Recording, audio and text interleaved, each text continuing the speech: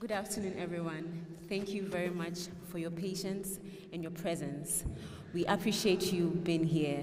Some of you have stayed all through the morning session, and would like to say we appreciate and honor your presence. To our panelists, our guest speakers, our professors, we acknowledge and appreciate you being here. My name is Amazing Akwe, and I'm going to be the moderator for the afternoon session. You are all welcome to the 9th Panapa Annual Conference, One Continent, Igniting the Power of African Potential. In the spirit of igniting the power of African potential, we have with us a lineup of speakers who are going to engage us on some lightning talks. First on our list is Akanimo Edo Udokon. With a round of applause, let's welcome him as he comes up on stage.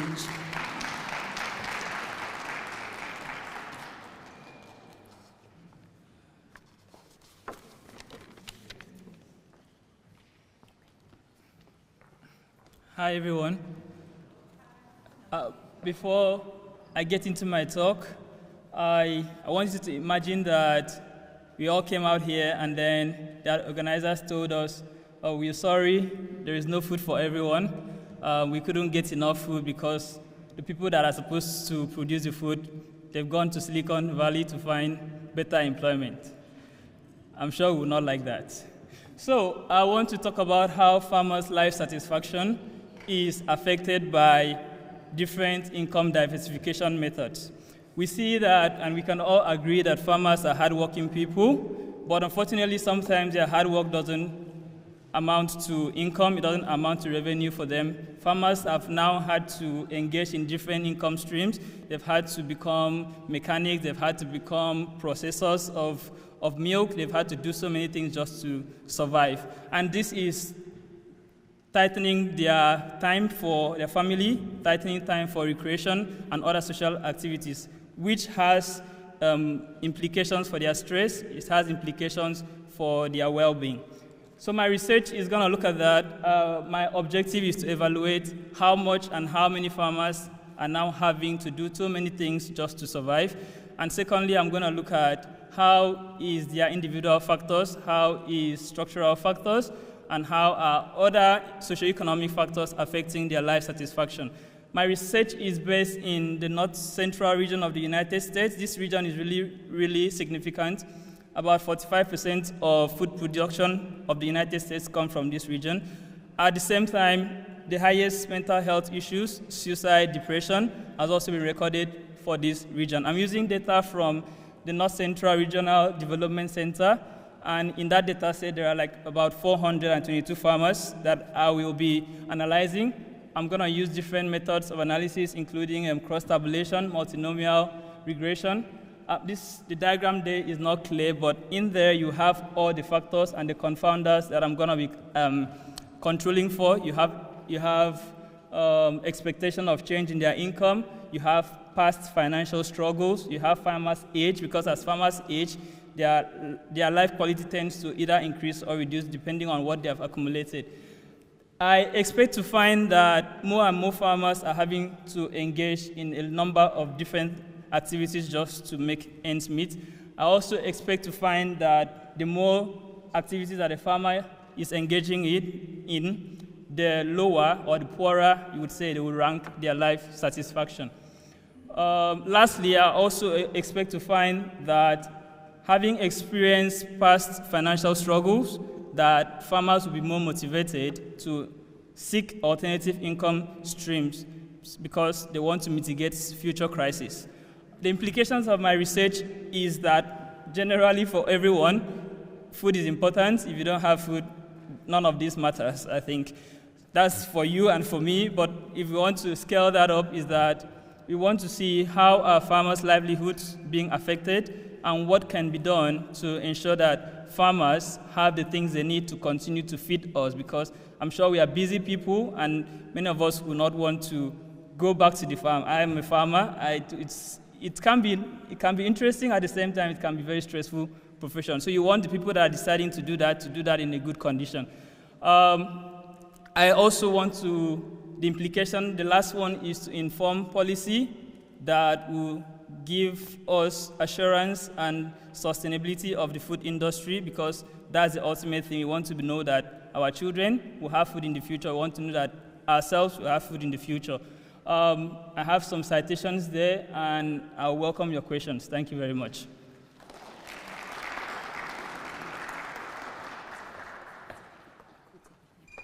Thank you very much. Due to time constraints, we'll take questions after all presenters present.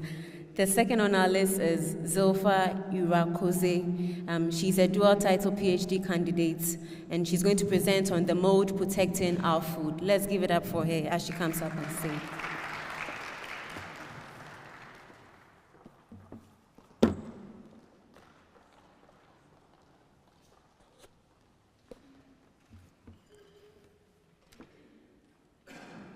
Okay. I'm not sure, can you guys hear me? Well, hi, I'm Zilpha Irakoze. I want to start with the food, something we love, and I love that Akenimo just talked about right before me. Food, so how many of us are like fans of jollof rice, groundnut stew, right? We love ugali for my East African people, sadza for my Southern African people, so different cereal-based meals are staples for different African households. Now, what if your food instead looked like that, overtaken by mold, fully covered by mold? You look into your storage and it's been fully overtaken by mold. Or worse yet, how many of us have heard of this deadly, invisible, toxic substance that is produced by some of these molds? Now, what if I tell you that it is much more affecting sub-Saharan Africa because of our tropical climate that favors the growth of these toxic molds? Now, 25%, the FAO estimates that 25% of food crops and feed contain unsafe levels of these toxic substances that I'm telling you about. And not a lot of people have heard about it, which puts all of us at risk. These toxic mold have been linked to cancer, child growth stunting, a loss of income, and Par Akanimo, who just left, significantly affect farmers' mental health because of a loss of their income, but also loss of food in a world that's already struggling to feed its growing population. But I have two solutions to these toxic molds, and one of them is rather something not a lot of people talk about that I'm really excited to share about, a beneficial mold, a good mold, Trichoderma. This mold have been shown in the lab to produce chemical substances that can help it fight this toxic mold and reduce it, kill it by up to 100%. It is a beneficial mold, but we don't want to just know that it works, but how does it work so that we can explore this solution furthermore?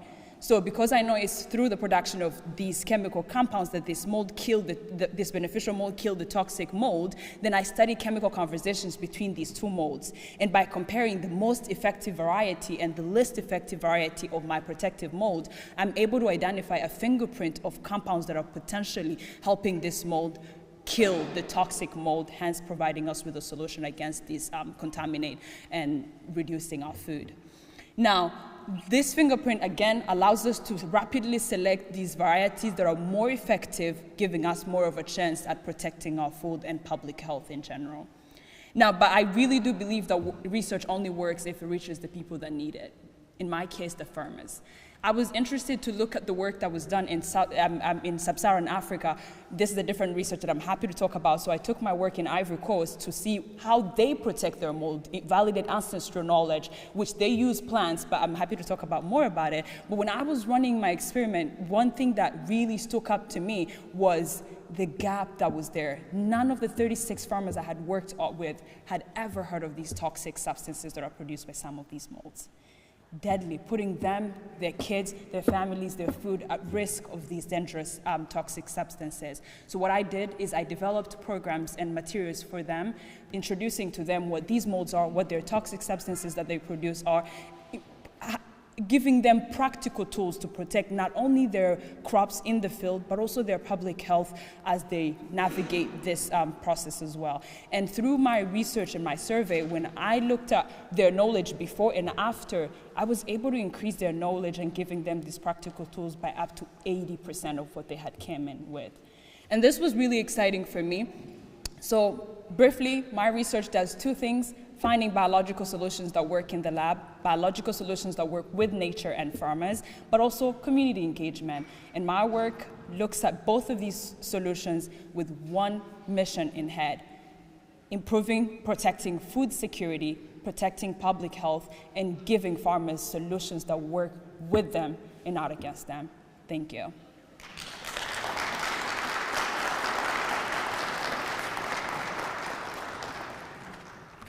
Thank you very much, Zilpha. Next on our list is Christiana Komolafe, who is a PhD student of the Department of Entomology, and her work is on understanding induced defense response in wild tomato species against herbivory. Let's, with a round of applause, welcome her on stage.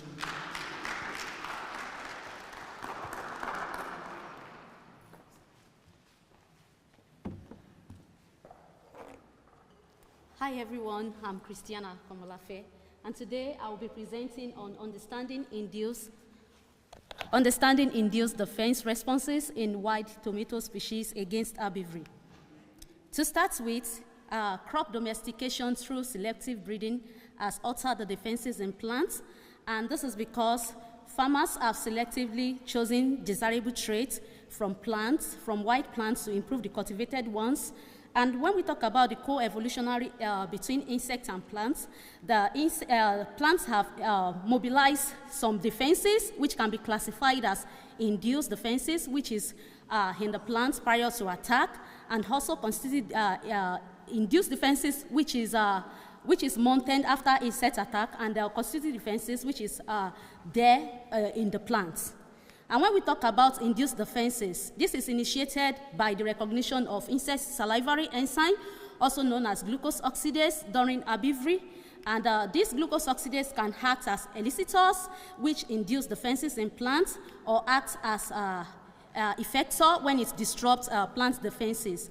And talking about the induced defenses in plants, some researchers have shown that higher chemical defenses are found in the wild relatives of plants when compared to their cultivated varieties, while some shows that higher defenses are present in the cultivated plants when compared to the wild relatives.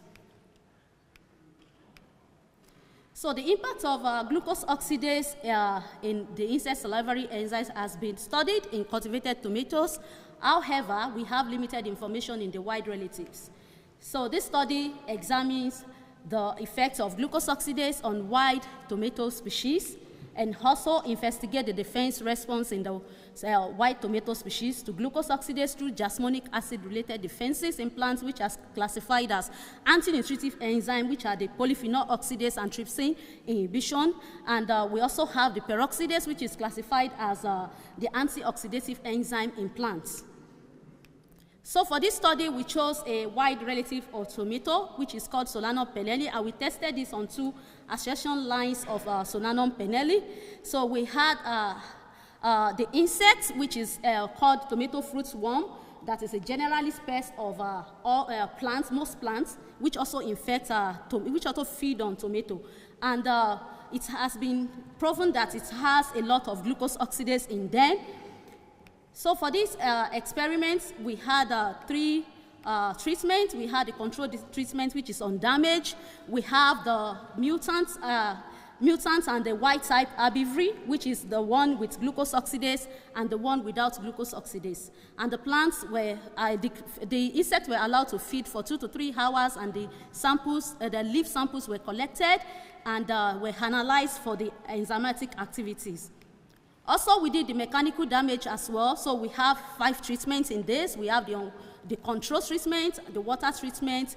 We isolated the fungi, GOX, that is glucose oxidase from the fungi, and also the reactive oxygen species that is produced from as a result of glucose oxidase interacting with the plants.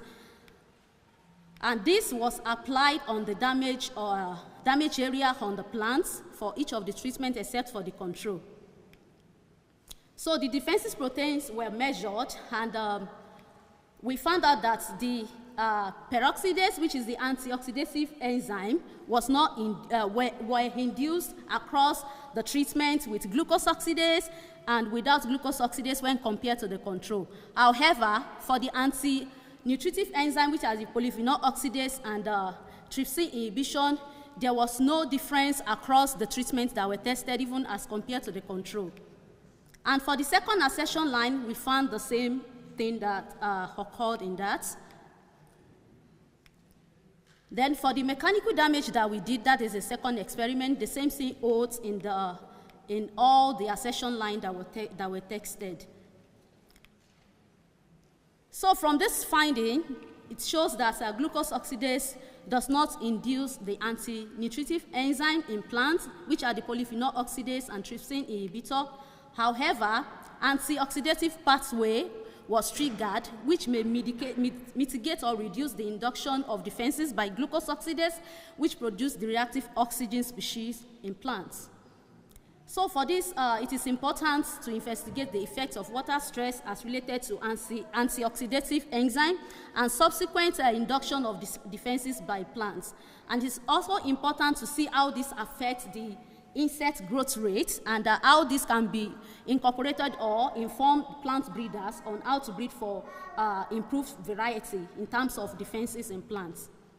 These are my references, and with this, I would like to thank my advisor and the entire Felton Lab, and thank you for listening.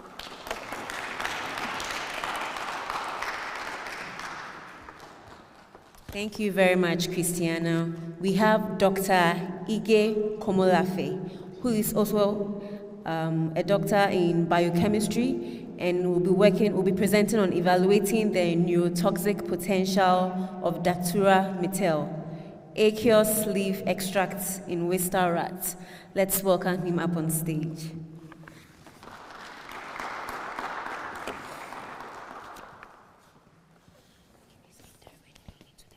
Okay.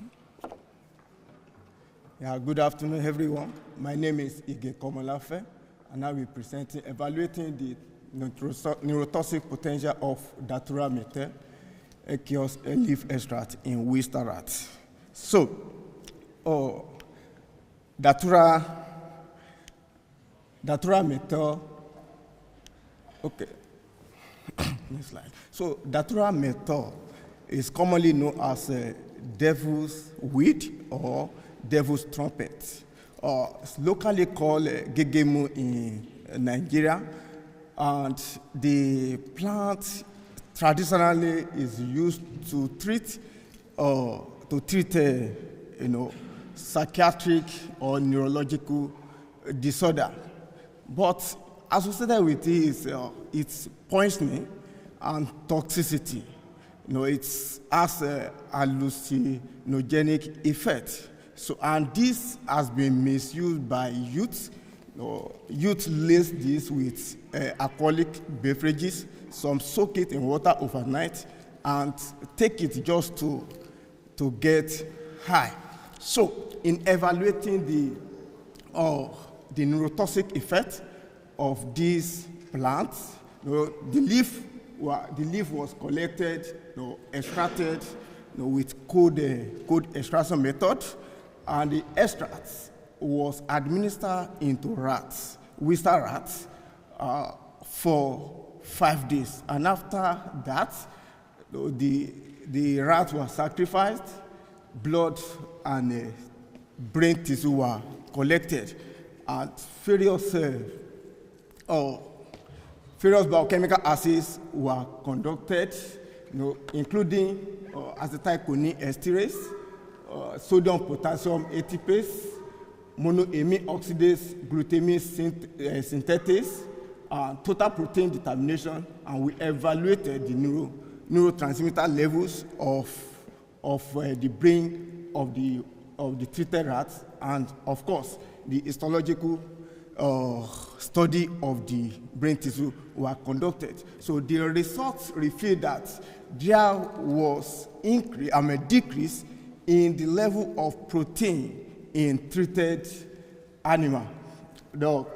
Also, the results reveal that the brain enzymes activities were increased in the treated rats. These brain enzymes are used regulate and control the metabolic activities of neurotransmitters, and also control the neurochemical ion balance.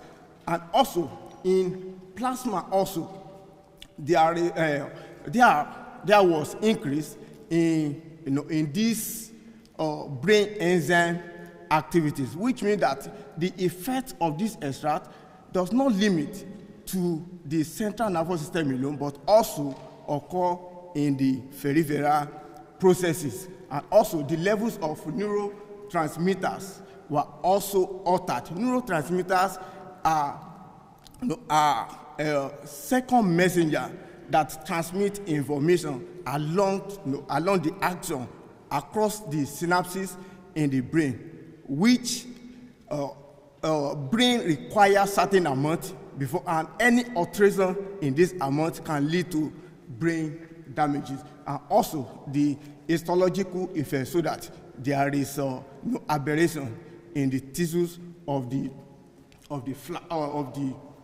treated rat. So, in conclusion, the extract of this plant has deleterious effect, which can lead to brain damage. Thank you for listening.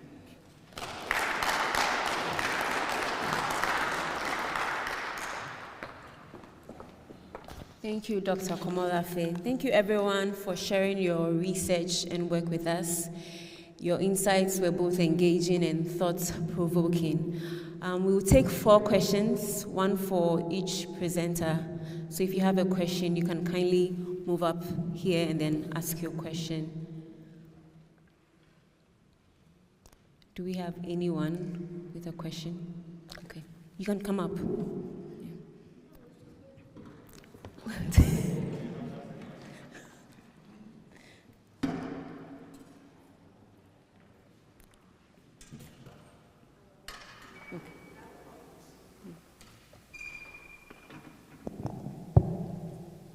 Can you hear me? Yes, I can. All right. Yes. My question is for Zilpha. This is awkward.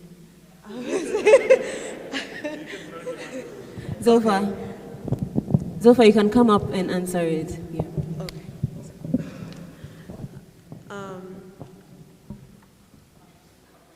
Awesome. First of all, thank you for your presentation. It was very engaging. And also, you did an amazing job at, discussing, the mold, the fact that usually when you think about mold, it's usually in a negative light for good reasons. But also the fact that you have found one that is actually positive and that could be used for a greater future. But can you talk about the current mold that you find on these crops, right? For one, I'm gonna guess that it's different molds depending on the crops. Secondly, what is the impact, Because even if there is this idea that it is negative, what is actually negative? You get what I'm saying? Furthermore, with the idea that like different crops may have different molds, wouldn't different climates also have different molds? So would that mean that, in different climates, this new positive mold that you found, could it still grow in those different climates? Yeah, that was my question.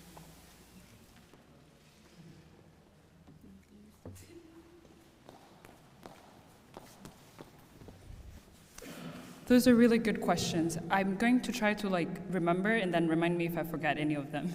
Oh, okay, so your first one was do they look at different molds on different crops? So yes, so I work with cereal grains predominantly, and I didn't want to bore everybody with the details of the specific mold that I work with, but I work with a mold known as Aspergillus. It produces aflatoxin, and aflatoxin B1 is one which leads back to what is actually bad about them. It produces these toxic substances, and aflatoxin specifically is what I'm looking at.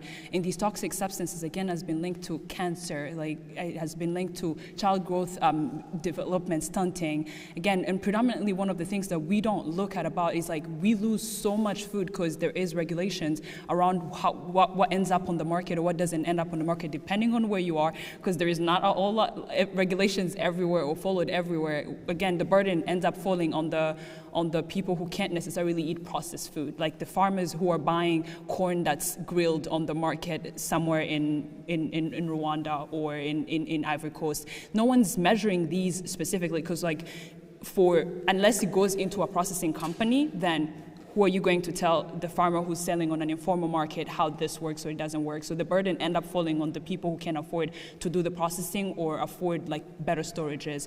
So again, like it has like major significant like impacts when it comes to like both food security and public health, because they've been studied to be really dangerous. And then your last one is different climates affect different things. Again, these are living organisms, and like the mold that I'm working with, that's really interesting that you asked that, because one of the few questions that I was asking myself was like, hey, it's getting hot everywhere. Like in America, it is predicted that this mold, that America is easier to control because they have like better storage facilities than we do in sub-Saharan Africa necessarily, and like more control around like what ends up on the market or doesn't. But again, it's predicted to go higher as climate change keep increasing, because these organisms are now going to be prospering and growing even better as climates get slightly higher. And then climate change is going to do what it needs to do. Yes, different climates affect how different molds work, which the idea that the mold that I work with, Trichoderma, it has been shown to have tolerance across a wide range of different climate conditions. But I cannot promise you that it is for sure going to like be sustainable or not, which is why I'm really interested in how it works versus the mold itself, because it is a living organism that's going to be affected by the different changes. But if I knew how it worked, can I manipulate it with the science that we're all equipped with to make like it work for me, instead of like following how it's going to react to the different changes all around. So yeah, that would be my answer. Thank you. I hope that answers your question. Yeah. Yes, please.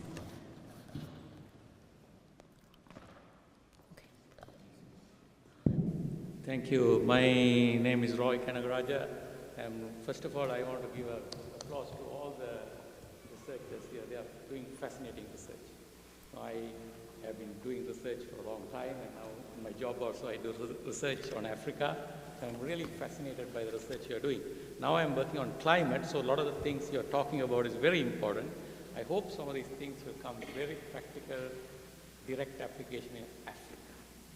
Because the population growth of Africa is faster than the food production growth. By the way, the first presenter who was presenting also on the United States was a good one. We need to make sure that food producers, we have taken them for granted. But we are going to be very quickly food deficient. And we need to take care of how food is produced. We want to consume healthy food. We have unhealthy food in the market. And which means we need to invest in not only technology, but in the people who produce food. So my question is that we should be able to take some of this research to Africa. So a lot of the things you are doing are very, very important, both from a scientific point of view, but also from the food security point of view. But it'd be good to ask the question, what it takes to translate this into investment opportunities in Africa, because Africa needs this research yesterday, not tomorrow. Thank you. Thank you, Dr. You can finish asking a question.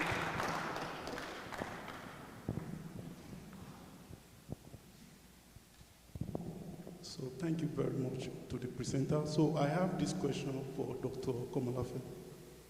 So you mentioned about the Watts rat. So in pharmacochemical studies, basically albino rat is well known for all these studies. Is albino rats and Watts rats, are they the same? And why did you use Watts rat for these studies? Thank you.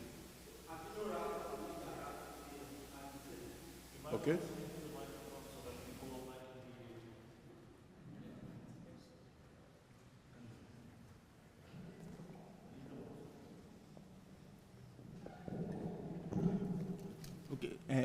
Thank you.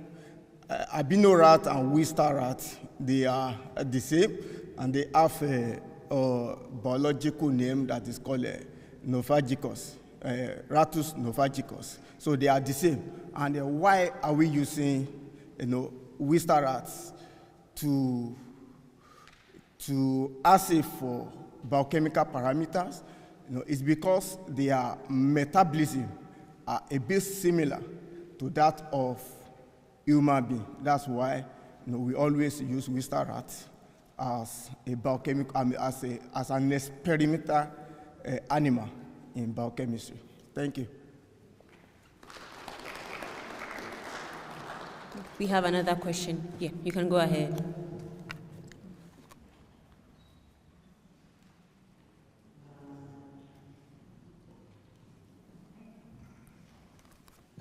Great talk to the presenters. My question is for the same presentation.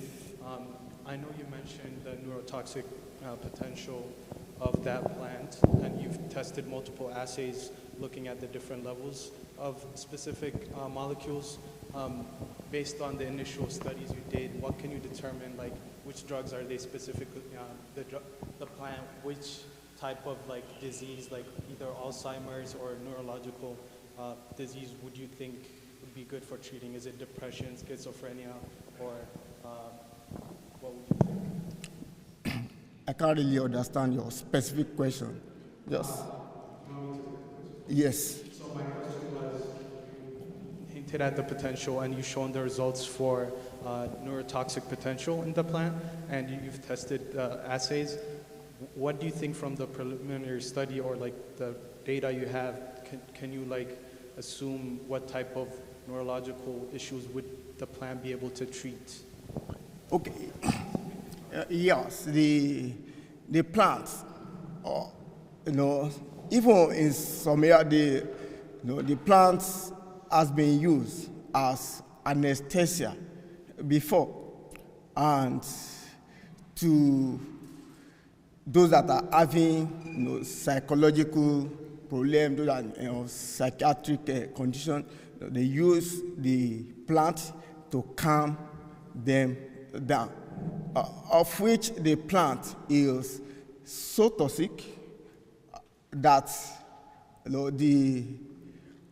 and why youth? The reason for this study was that there was a time that some youth they soak the plant inside palm wine. Palm wine is a very common, like alcoholic beverages, a natural one that we get from palm tree. So youth use it just to get high, maybe then to get high. And we have seen some people that use it for criminal activities. Maybe when they are going out, they want to go and fight, or they want to go and rob. They use the plants in order to change their mood.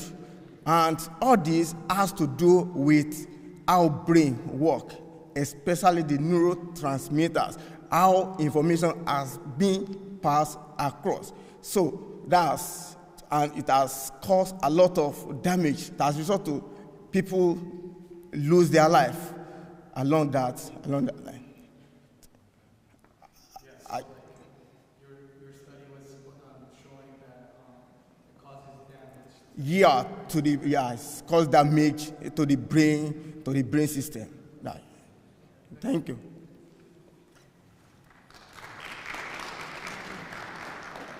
Thank you. We have a final question. Yeah. Yes, you can ask. Okay. Thank you. Thank you for your one person. Okay, you can come and ask. Yeah. The first speaker. Is Akanimo around? No. Okay. One final question, and we move ahead.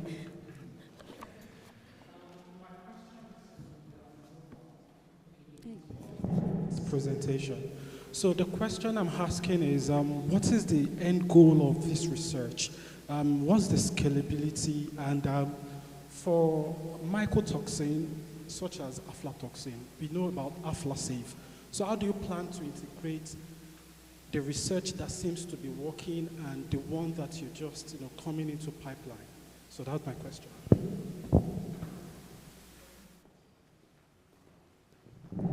That is a good question. I'd love to actually talk after this, because knowing AflaSafe, so I know you know a lot of the details behind the science, so I don't want to bore everybody with all the details. But one thing is, like, again, the technology is not novel. Using molds, like beneficial mold as biocontrol, is something that has been happening. And AflaSafe that he's talking about is there is a variety of the same mold that causes the disease that has a missing gene that it won't produce these toxic substances that have been used. So like in America, it could be AflaGuard. In Africa, there is AflaSafe. They look differently. But the idea with it is we are relying on one specific strain. And there have been like some research that shows the reversion of like some of the strains that have been shown to like not produce toxins, eventually starting to produce toxins depending on where they go. So there is like this idea of like relying on one specific solution for like a problem. Again, that's looking very big. Again, introducing more varieties of the solutions to the problem that was already on the market. And the scalability of it, again, this is in vitro as of right now. I've done the research in the lab. A lot of people are looking into trichoderma as a biocontrol in the lab. So I think the next goal would be, again, metabolomically understanding what does it, right? Can we do some gene processing, the modification of the strain itself to produce more of a specific chemical substance that we're looking at, and can we incorporate potentially these post-harvest, right? Like currently we have to do it in the field, right? Like if we knew what these compounds are and we knew they weren't toxic, can we put them in sheets and put them in storage facilities, right? Like there is so many potential ways that we can go with it, but I think the first step is understanding how it works to potentially be able to explore it the best, and then giving ourselves varieties, especially in a climate changing world where like relying on a living microorganism that might be effective today might not be effective tomorrow, and that microorganism come from a different genes that, you know, like it was like similar, so close to the one that produces the toxin. So it's like more like give yourself varieties, but also the pipeline is really, really long. I'm not saying this is going to work tomorrow, but we can take it from the lab to controlled environment to the field, and eventually hopefully we get like some type of like formulation that works with the farmers. Yeah.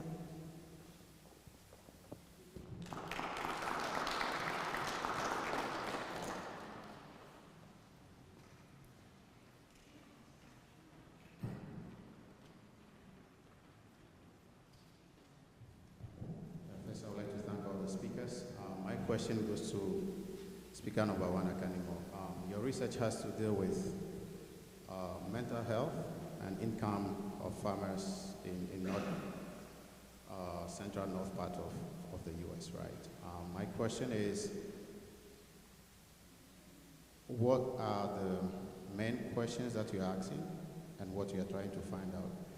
How easy is it to translate that research back home in terms of the production, food quality, and the rest? And do you think the same questions can be asked, and what would be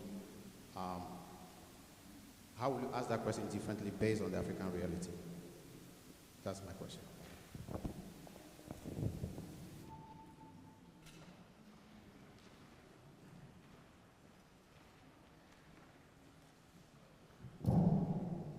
Thank you, Doctor, for your question.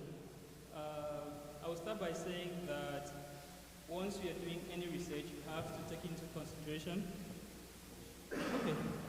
Once you're doing any research, you have to take into consideration the context and how you're applying that research. For starters, farmers in the United States are farming much larger farms, so on the surface, you expect them to be handling higher production and higher income. That's one. In Africa, we have a lot of fragmentation. So in terms of how to transmit that research, I think we have, if you ask me, we have bigger problems that we should solve before getting there. For instance, we should start with issues of storage, that farmers are losing a lot of their crops, for starters. We should start with issues of flooding. I believe we should start with that. Once we sort those out, then we can start looking at how are the farmers doing. Because obviously, if you don't do this high-scale stuff first, then you won't achieve much by trying to improve their well-being with maybe any other intervention. So that's where I would start from. And secondly, I would also think that the U.S., there is a more structured policy and programming for farmers, which I think we have a long way to go to get there. So let's start by making those programs in place, and then we can start assessing how it's affecting the farmers. Let's get the basics right, then we can move forward from there. That's what I would say. Due to time constraints, we will not be able to take any more questions. Thank you, Akanimo, for your answer. And thank you all for your presentations and our listeners for engaging them with good questions. We appreciate it.